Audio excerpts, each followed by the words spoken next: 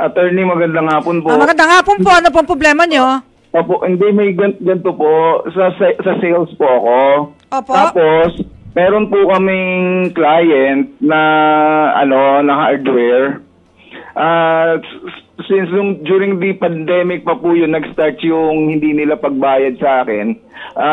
Una, nagkalbog yung mga checking nila. Bali, umabot po ng 300,000 each. Okay? Opo. Nagkaso na po ba kayo?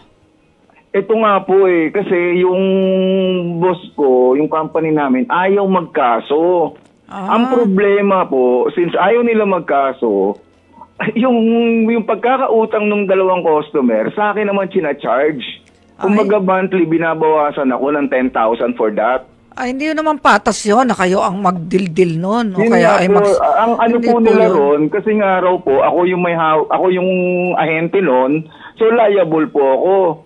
Ay, parang maliw yun, di patas yun. Pwede po kayong dumulog sa aming tanggapan sa Cavite. May mga opisina po kami dyan sa Cavite City, sa Bacoor. Ayan, taga-saan ba kayo?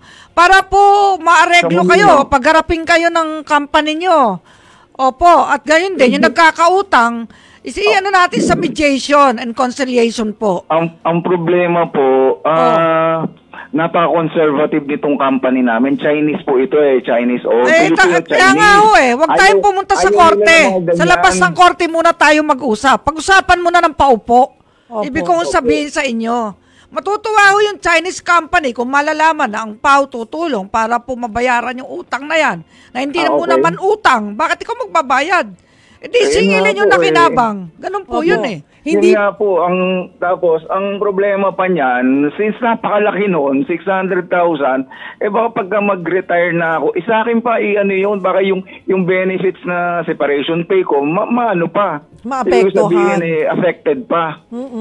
Ganito mo nang gawin nyo, ipagpaalam nyo sa amo nyo na kayo ay papa-conciliation o papa-mediation sa PAO para po matawagan yung nagkakautang ng 600,000 para mahulugan niya at hindi naman ikaw ang magbayad nun. Mama, ang nangyayari po, before nasisingil ko pa, minsan nagbabayad sa akin ng 1,000, pero yung isa, one time lang pagbigay siya ng 5,000 and then hindi na nasundan ang sinasabi niya. Pagka may property daw siya sa Ilocos, somewhere in Ilocos, pag nabenta raw yun, babayaran niya ako. Laging ganun po, 3 years na po nangyayari. Ang laki na po nang nababawa sa akin. Sir, kung wala kayong compromise agreement, pagbabasihan mo lang yung salita niya, pwede mabali yun. Iba yung may kompromiso, may papel. Kasi mahirap po yung usap-usapan lang. Ngayon, hindi ko kayo matutulungan kung ang ipipilit nyo ay ayaw ng kumpanya, ayaw ng magbabayad, wala akong saysay ang pag-uusap natin. Kailangan daanin natin sa legal at mapayapang pamamaraan po. Opo, paalam ka po na i-mediate natin. Kung gusto mo, sa central office natin i-mediate. Ako mag-mediate mismo. Doon sa kumpanya na yan at nagkakautang.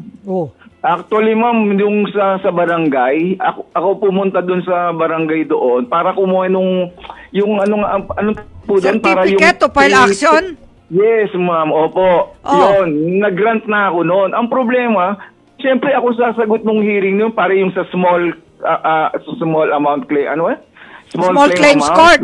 May proseso akong sinasabi sa inyo. Purbahan nyo po, subukan nyo ang PAO. Immediate ho natin yan. Okay. Okay, ano po ang gagawin ni ganito Mr. yan, Baynasa? may choice ho kayo. Kung malapit po kayo sa Cavite PAO District, sa Cavite City o sa Bacoor. Punta kayo doon, opo. O kaya, sa central office po, hanapin nyo po yung assistant ko, si Director Rebelin Ramos Dakpano, siya po ang director ng Calabarzon, para po ma-mediate kayo. Okay po? Okay, maghaharap po kayo sa PAO, wala akong gastos, walang bayad, libre. Yun nga, okay po, ma'am. Okay po. Thank you po. Alright, okay, thank you, Mr. Baynasa.